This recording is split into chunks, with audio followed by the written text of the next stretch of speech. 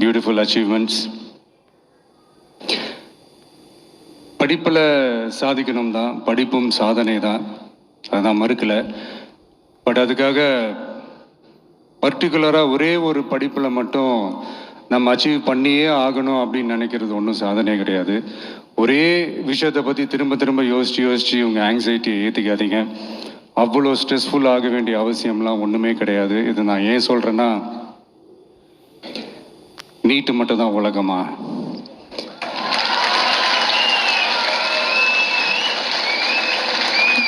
நீட்டை தாண்டி இந்த உலகம் ரொம்ப ரொம்ப பெருசு.